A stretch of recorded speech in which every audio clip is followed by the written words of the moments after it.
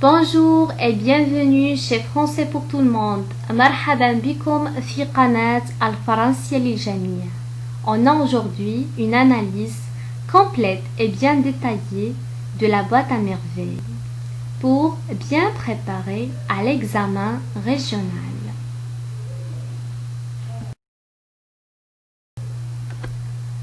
Nous allons commencer par la fiche de lecture. Titre de l'œuvre: La boîte à merveilles. Date d'écriture et date de parution. Écrit en 1952 et publié en 1954. Auteur et siècle: Ahmed Sfraoui, le XXe siècle. Il est né en 1915 et décédé en 2004. Le genre: roman autobiographique, récit à la première personne. Narrateur: Sidi Mohamed, enfant. On trouve parfois narrateur adulte. Point de vue et focalisation. Point de vue interne. Le narrateur égale le personnage. Temps des verbes. Les temps de récit, imparfait et passé simple. On trouve également le présent de la narration. Registre de langue. Langue courante.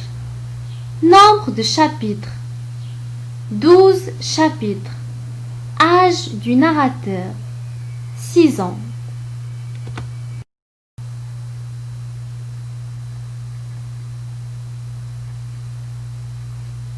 Durée du récit: presque une année. Événement perturbateur: la ruine du père qui a perdu son capital dans le souk. Figure de style: comparaison, métaphore, hyperbole, etc. Le symbolisme de la boîte: la boîte lui permet de s'évader du monde réel. Grâce à sa boîte, il se sentira moins seul et moins triste. Les thèmes: la famille, la solitude, les traditions, la femme. Genre de littérature: le courant, la littérature maghrébine d'expression française. Champs lexicaux: la magie, le désespoir, la solitude, etc. Dénouement et situation finale: le retour du père et la rouverture de la boîte. Caractéristiques du personnage principal: la solitude, la capacité d'inventer des mondes imaginaires. La description est souvent dynamique.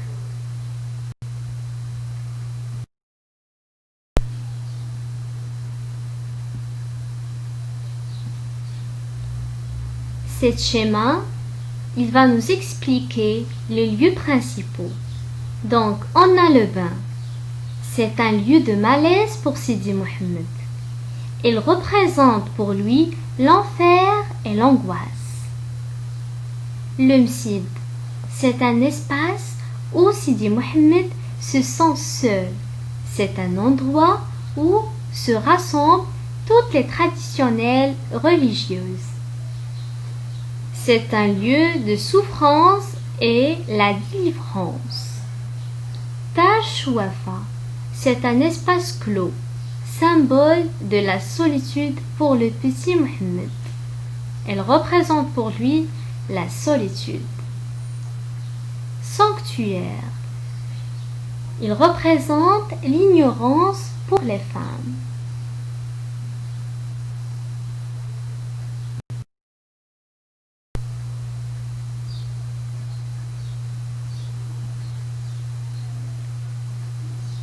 Ce schéma va nous expliquer les personnages de la boîte à merveilles.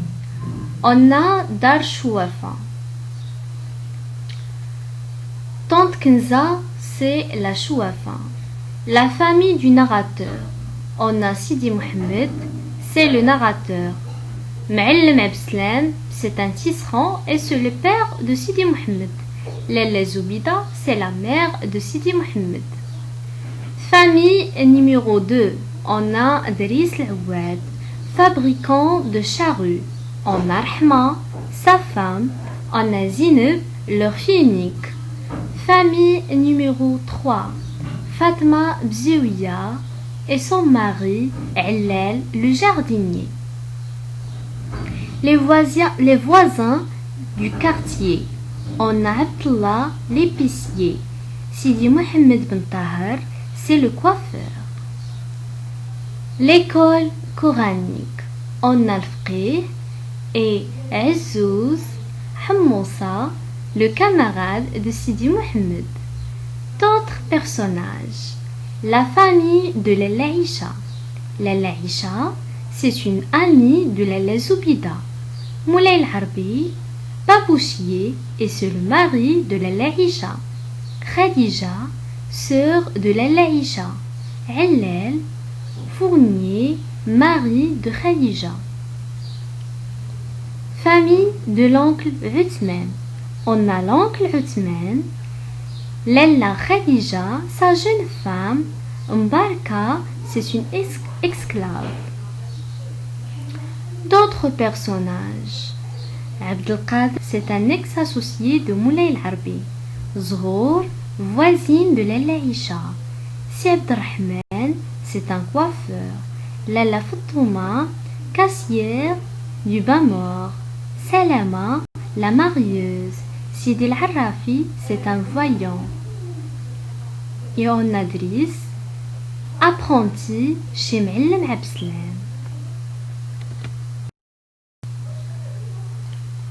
Dans ce schéma, on a un résumé de tous les chapitres. Donc la boîte à merveilles, on a l'hiver, le printemps, l'été, 3 saisons. Commençons par l'hiver. L'hiver, on a le chapitre 1, chapitre 2 et chapitre 3. Chapitre 1 concerne Dar Chouafa. Chapitre 2, visite du sanctuaire. Chapitre 3, le repas des mendiants aveugles. On a le printemps. Chapitre 4, les ennuis de Lalla Aïcha. Chapitre 5, l'école coranique. Chapitre 6, préparatifs de la fête de l'Ashura. Chapitre 7, la fête de l'Ashura. Et finalement, on a l'été. Chapitre 8, les bijoux maudits. Chapitre 9, départ du Père. Chapitre 10, croyances et superstitions. Chapitre 11, bavardage de femmes. Chapitre 12, retour du Père.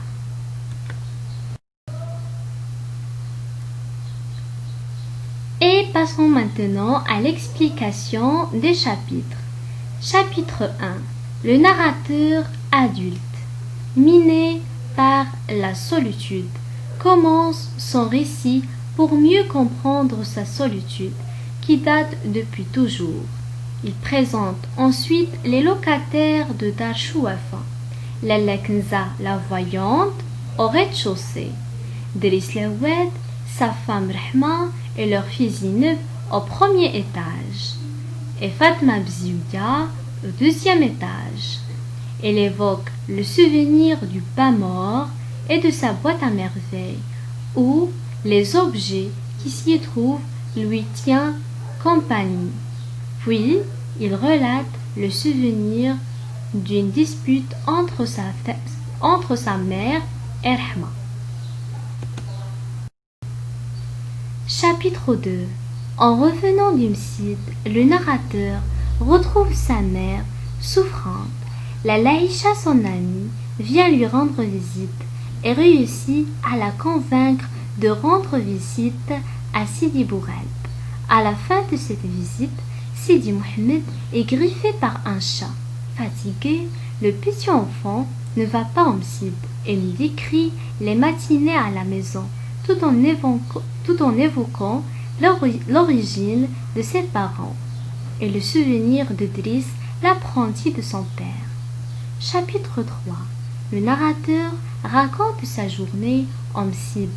Le soir, remarquant que Fatima Bzivia s'éclaire avec une lampe à pétrole, Lalla Zoubida insiste pour que son mari lui en achète une, ce qui est fait le lendemain. Ensuite, il évoque le souvenir de la disparition de Zineb et comment sa mère réussit à la retrouver. Rahma prépare un repas pour les mendiants. Toutes les voisines y participent de bon cœur. Chapitre 4. Les premiers jours de printemps, Lalla Zoubida et son fils rendent visite à Lalla Aïcha. Sidi Mohammed profite de l'occasion pour jouer avec les enfants des voisins. Lalla Aïcha raconte ensuite à son ami les malheurs de son mari avec son associé Abdelkader.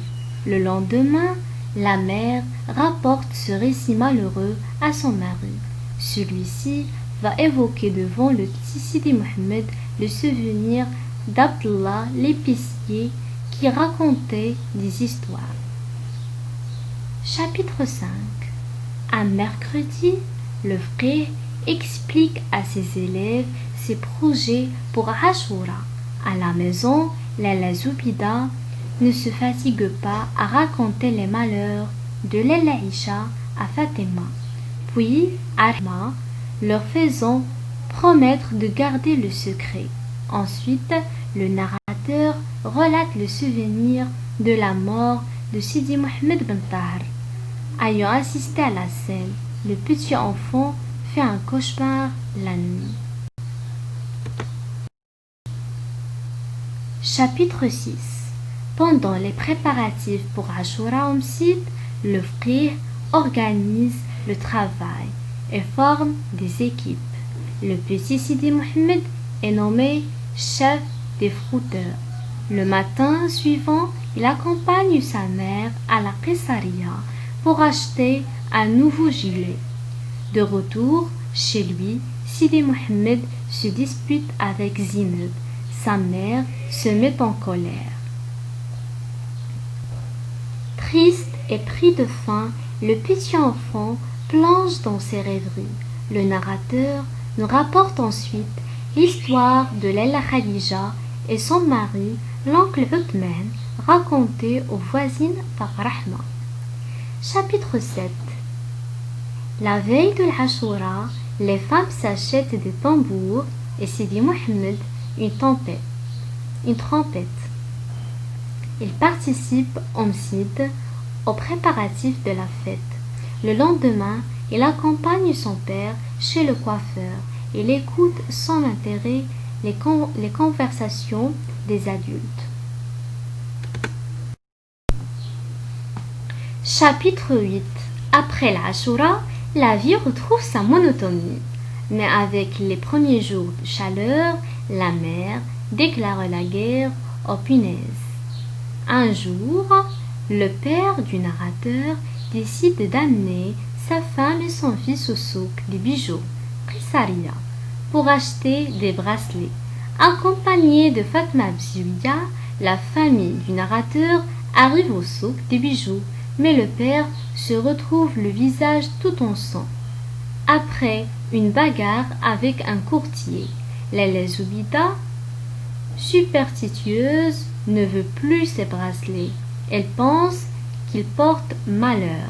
La mère raconte à Lalla Aïcha la mésaventure du souk.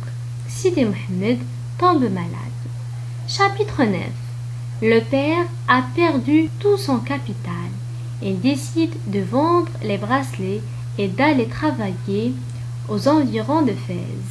Sidi Mohammed souffre toujours de fièvre. Le départ du père est vu comme un grand drame. Un jour, la mère rend visite à son amie Lalla Aïcha qui lui propose d'aller consulter un devin, Sidi Al-Arrafi. Chapitre 10. Le narrateur évoque le souvenir du voyant Silharafi. Laila Zoubida rentre chez elle tout en gardant le secret de la visite. Il décide de garder son enfant à la maison et de l'amener chaque semaine faire la visite d'un marabout. Un matin, elle reçoit la visite d'un envoyé de son mari. Laila Hisha prie son amie de lui rendre visite le lendemain parce qu'elle a des choses à lui raconter. Chapitre 11. Chez Laila Hisha, les femmes discutent. Elle reçoit la visite de Salama qui raconte son rôle dans le mariage de Silharbi avec la fille du coiffeur et les problèmes du nouveau couple. Chapitre 12. Le narrateur, dans ce dernier chapitre, raconte le retour de son père. Si Mohammed raconte à son père les événements passés pendant son absence. Le père du narrateur apprend que M. Al-Harbi s'est séparé avec sa jeune épouse. Sidi Mohammed, toujours aussi solitaire qu'au début et aussi rêveur, sort sa boîte à merveilles et se laisse bercer par ses rêves. Merci d'avoir regardé cette vidéo. Alors, si vous trouvez que c'est utile pour vous, n'hésitez pas de s'abonner, de nous laisser un petit like et si vous avez des questions, n'hésitez pas de l'écrire dans les commentaires. Je suis là pour répondre à toutes vos questions. Bon courage, au revoir.